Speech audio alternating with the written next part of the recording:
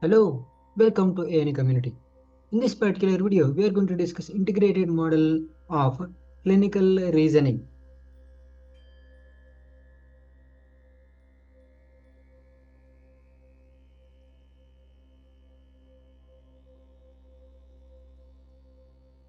When you think about the integrated model or integrative model, it actually comprises of two different models of clinical reasoning. The first one is considered to be dual process diagnostic reasoning, and second one that is termed as metacognition theory of a clinical reasoning. So here, the dual process diagnostic clinical reasoning, it involves two types of the thinking processes, that is system 1 and system 2. System 1 thinking is also being termed as the non-analytical thinking, or otherwise it is also being termed as intuitive thinking, or otherwise it is also being termed as fast thinking approach. Whereas system 2 thinking, that is being also being termed as analytical approach, or otherwise slow thinking approach.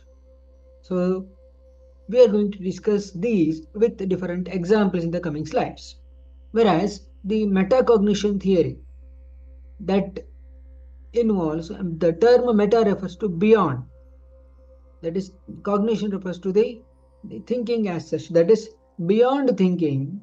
So wherein there will be multiple processes that will be involved, where we are going to have a continuous interaction with the patient regarding those different what do you say, the processes, and we are going to do certain laboratory investigations or otherwise imaging evaluation, and thereby we are going to use the system 1 and system 2 at regular intervals. So that is what is considered to be metacognition theory. Now we are going to look into these two different terminologies in terms of the example, few examples where we are going to use it in terms of the what is the Sapeksha Nidana and Vyavachedaka Nidana. So this is what is considered to be an image where the person will be presented with pain in the knee joint. So this particular presenting complete involves two types of the disease processes, two types of the thinking processes. The first one, that is intuitive thinking. Whenever if you think about that particular presenting complaint, then most of us will be having the first diagnostic approach, that is degenerative joint disease of the left knee, or otherwise we can say the osteoarthritis of left knee will be the initial diagnosis. So that means here there is no specific thinking that is being required. Based on the rapid thinking or fast thinking approach, we are going to make the diagnosis. Whereas the second approach, that is analytical approach. Suppose if the person is more than 50 years and he is having the pricking type of pain, non-radiating pain present in the left knee joint, and this is being observed gradually. This is associated with the joint swelling, and physical examination reveals the person is having the crepitus of the left knee. And if you are suggesting the x-ray, so that is suggestive of the joint surface damage. So based on these are the different parameters. Of course, the diagnosis here also, the degenerative joint disease of the knee or osteoarthritis of the left knee. But the first one, that is straight away we are going to make the diagnosis without investigations, etc. Whereas on the second one, where we are going to use the different parameters, we are going to interact with the patient, and then we are going to come to a conclusion that he is having the osteoarthritis of the left knee. Let us take another example.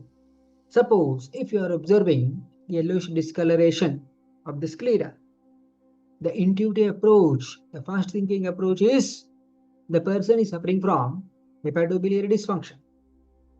Whereas the analytical approach, that means we have to identify whether this particular the yellowish discoloration is happening because of the RBC destruction, or that is happening because of the hepatic dysfunction, or that is happening because of the biliary dysfunction, that is the gallbladder dysfunction, or that is happening because of the pancreatic dysfunction, etc., or that is considered to be uh, because of the other what do you say, that the alcohol intake, etc.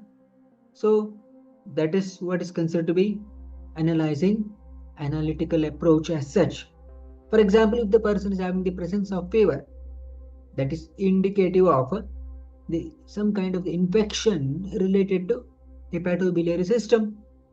And if it is associated with pain in the right hypochondric region, that is indicative of inflammatory pathology happening in the either liver or gallbladder. If the person is having presence of yellowish discoloration of the urine, so that is indicative of the person may be having either the hepatic dysfunction, or there may be a possibility of the post-hepatic jaundice features, or other, so that's what we can say, obstructive jaundice. The presence of steatorrhea is indicative of the obstructive jaundice or post-hepatic jaundice. Presence of whitish colored fecal matter, again that is indicative of obstructive jaundice features. Presence of itching all over the body, that is considered to be due to the excess bile salts in the body, again that is indicative of obstructive jaundice features. Tenderness in the right hypochondria, that is indicative of the person may be having either hepatobiliary dysfunction, that is hepatic type of jaundice. Abnormal LFT, that is the liver function test, confirmatory of the abnormal liver function. USG abdomen, that may indicate the hepatobiliary dysfunction, maybe due to gallbladder stone, etc., etc. So this is what is considered to be analytical approach. Now, what is this metacognition? So, meta refers to the beyond, that is thinking, that is beyond thinking at multiple levels. For example, if you are taking a particular task, what you are doing and why you are doing that particular task, how you are going to do that particular task, how does this particular present day activity is helping you to say that you are doing something done before, that is the similar thing that you have done before or not. And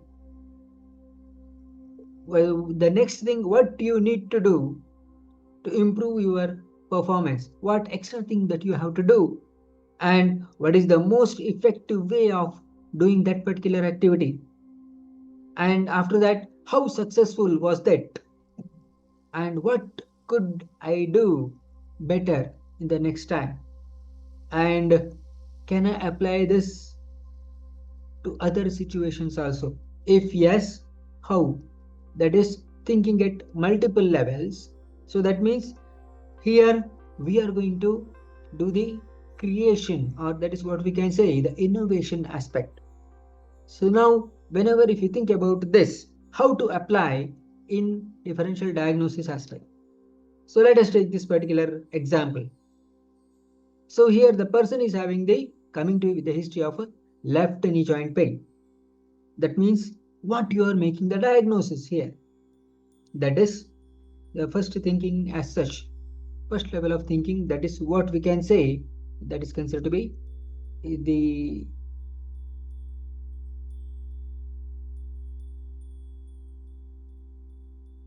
so here the diagnosis will be osteoarthritis of the knee. Why you are doing this particular diagnosis? Definitely the person is having the age more than 50, then we are going to make the diagnosis of the osteoarthritis. How you are going to make the diagnosis? So that is based on the history and nature of the pain, and the doing the physical examination. So that is crepitus was being observed on the left knee joint, that So we are going to make the diagnosis of the osteoarthritis of the left knee. How to link present information to the previous knowledge. You might have seen similar patients in your UG studies or in your previous experiences. Based on that, we are saying now the person is having the similar kind of presenting complaint, then we are going to make the diagnosis of a osteoarthritis of the left knee. What you need to improve your performance? What else you can do to make the diagnosis of osteoarthritis of the knee? That is, the next phase is that is doing the X-ray, or that is doing the certain other blood parameters. What is the most effective way of doing this particular diagnosis? That is X-ray. When you compare the imaging techniques, X-ray is considered to be comparatively the less expensive investigation. So that's how here the ideal way of making the diagnosis will be X-ray knee joint. How best this is being done?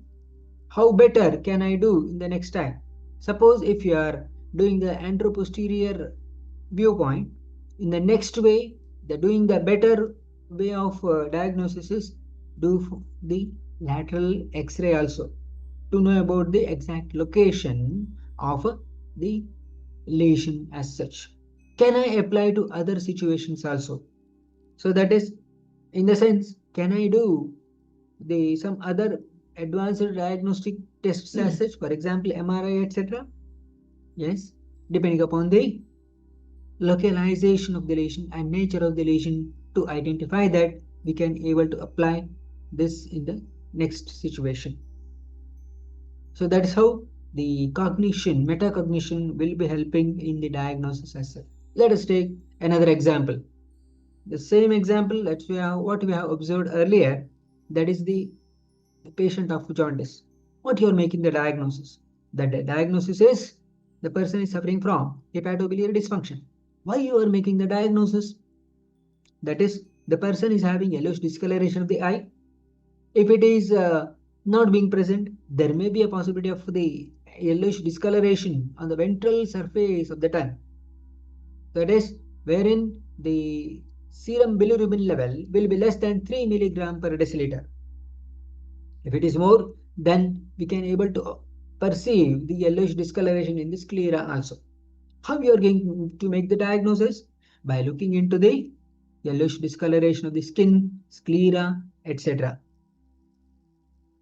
Plus, by looking into the yellowish discoloration of the urine, sometimes if it is whitish discoloration of the fecal matter, then we may suspect there may be a possibility of a what is that obstructive jaundice as such. How to link present knowledge into previous knowledge? For that, you have to see the previously patient of jaundice, how to approach the patient of jaundice. So that is the we can able to link those informations by if you look into that previously you have seen that particular patient. What you need to improve the performance as such. So here, so that is we have to do the physical examination of the hepatobiliary system. After that, we have to do the what do you say that USG abdomen, and later we can able to administer liver function test as such. What is the most effective way of diagnosing this? So here the liver function test may be the ideally effective investigation, plus ultrasonography of the abdomen may be helpful in making the effective diagnosis of hepatobiliary dysfunction. How best this can be done? How to better the next time? So that is, we can even go for the endoscopic test as such. If you are suspecting any kind of the obstructive jaundice features, maybe the pancreatic duct obstruction, etc., etc., we can go for the endoscopic examinations. Can I apply to other situations? For example, if the person is suffering from fever, intermittent fever, which is being present on every third day, that is on every alternative day, what we can say tertian fever, associated with profuse chills followed by the sweating, abundant sweating. That is, if you are doing the liver function test, there may be a possibility of the jaundice. In that particular situation, the diagnosis will be in this particular occasion is malaria. For that, you have to do for the blood test, for peripheral smear test also we have to do. In that particular situation, we can able to make the diagnosis as such. So like that, the metacognition will be helpful in the accurate diagnosis, that is making a pinpoint or precise diagnosis may be possible. Let us say the other example here regarding the dual process diagnostic reasoning. Whenever if you see the person who is suffering from the pain in the left lower limb, then it is by intuitive approach or otherwise fast thinking approach we can make the diagnosis of what do you say that sciatica syndrome. Whereas the analytical approach we can able to think about even regarding the onset also. Suppose if the person is having the radiation of the pain and character of the pain which is being radiating towards the whole lower limb from the posterior side, then we are going to make the diagnosis of the lower what do you say that the level intervertebral disc prolapse. And if the person is having the radiation of the pain anteriorly, then we are going to think about the intervertebral disc prolapse of upper lumbar spine. So like that. Whereas severity in course of the symptoms that may help us in determining the virulence or the seriousness of the clinical condition. Aggravating and relieving factors. Aggravating factors in the sense coughing, sneezing, or straining for defecation if that worsens the pain. And if the person is taking the medication, if that relieves the pain, then that is considered to be diagnosis of what you say that the sciatica syndrome. As far as physical examination of the back is concerned, we are going to look into the spinous tenderness, plus we are going to do the straight leg raising test or bowstring test or Lessig sign, etc. So that will be helpful in making the diagnosis as such. As far as investigation is concerned, X-ray spine and MRI spine may be helpful in making the diagnosis as such. Whereas X-ray may not be helpful in the diagnosis of sciatica syndrome. Of course, that may be helpful in making the diagnosis of spondylolisthesis, and sciatica syndrome may be diagnosed by making the MRI span. That is what is considered to be analytical approach or slow thinking approach. Whereas the application of this through metacognition is, if you are observing the similar presenting complaint, we are going to make the diagnosis of what do you say that sciatica syndrome. Why you are making the diagnosis? Because it is considered to be the radiation of the pain from the low back till the whole lower limb. Then how you are going to make the diagnosis? By the accurate history. So that is the sudden onset of pain radiating from the low back till the whole lower limb, worsening on coughing, sneezing, or straining for defecation, etc. Plus the physical examination findings such as straight leg raising test or otherwise bowstring sign, Bragard sign, etc. or femoral nerve stretch test, etc. will be helpful in making the diagnosis of a sciatica syndrome. For that, you need to see the previous patients of sciatica. What you need to improve your performance, so that means the accurately you can be able to make the diagnosis by doing MRI scan as such.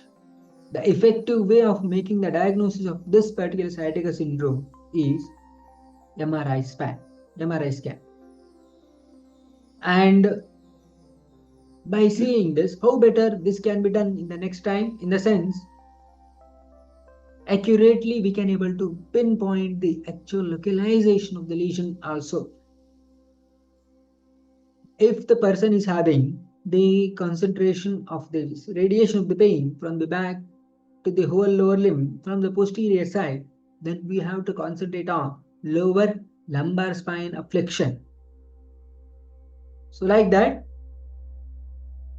can I apply it to other situations also? Suppose if the person is having the pain radiating from neck to up the whole upper limb, and if it is associated with the aggravation of the pain on coughing, sneezing, etc., then we are going to make the diagnosis of intervertebral disc prolapse of cervical spine. So like that, the metacognition will be helpful in the decoding the presenting complaint. To sum up, integrative model of clinical reasoning consists of two types of the clinical diagnostic reasoning. First one, that is dual process clinical diagnostic reasoning, and metacognition method of clinical reasoning. Here the dual process clinical diagnostic reasoning. So here that consists of two types of the thinking processes, system 1 and system 2.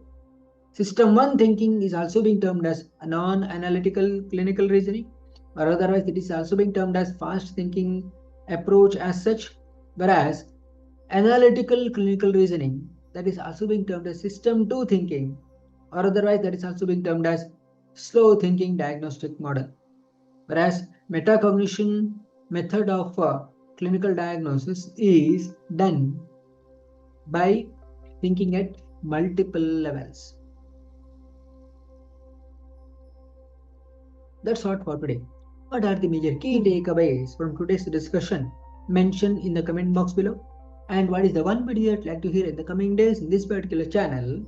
Mention in the comment box below, and spread this particular video to maximum number of true Nidana learners, so that we can make a huge movement out of this particular small message. That's all for today. Something more in the next video. Thank you.